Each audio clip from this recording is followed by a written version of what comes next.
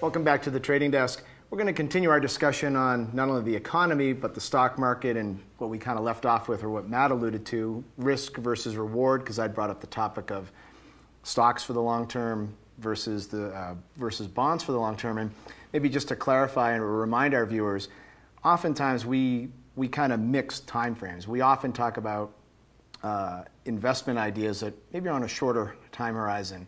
And Jesse will introduce some things that tend to be on a longer horizon. We sometimes go back and forth, so I apologize. Yeah, I think it's always again, if you define your time frame and your risk, it's a pretty simple game by doing that. So if your time frame is longer term and your risk is X%, then the game's pretty much laid out for you, and it doesn't matter what the time frame is, uber short.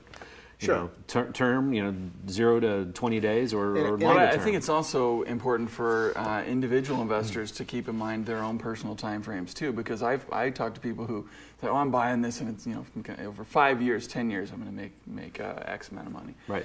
And then it goes up, 5 or 10%. They go, "Oh, I got to sell it." Right. They go, "I made some money," and they sell it. Yeah. And then the thing does, do what they expect over 5 years, but they got excited and they changed their time frame. Right. So I think you do have to keep that time, and don't let a trade turn into investment. That's another key rule. People buy something for a short-term thing and it goes down a little bit. Yeah, I'll hold it. Say, instead of just selling it and taking the loss, they say, "Well, I'll hold it for a few years." And I think longer-term trades are small caps, maybe that you're on the edge of a trend, that are smaller companies that are going to give you a bigger bang for your dollar in the longer term versus, say, a larger cap stock like we were talking about, Cisco, Microsoft. These things aren't going to double most likely ever again in their lifetimes. I guess I disagree with that in the sense that if they do get cheap enough, you can buy them in over 2-3 years. I think you could see them double. Yeah, that'll happen, but they're not going to double their sales over 2-3 years. You have to nail that timing. Yeah. Where you're buying it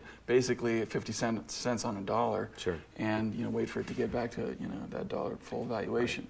And I think that goes back to the point of the bonds versus stocks, is that you just can't casually sit there, or let's say passively sit there and expect that bonds or stocks are just going to be this magic lottery machine over even a 5 to 10 year period. You have to be a little bit more tactical. You have to be somewhat active. I think people who started investing in stocks in 98, 99, 2000 have learned that lesson the hard way. Unfortunately, yes. Yeah. Hey, even I've talked to a lot of long-term money managers who, 20 years in the business, they've said to me, "Hey, I hear what you're saying, and I'm trying to marry up. There is something to the technical side of the equation.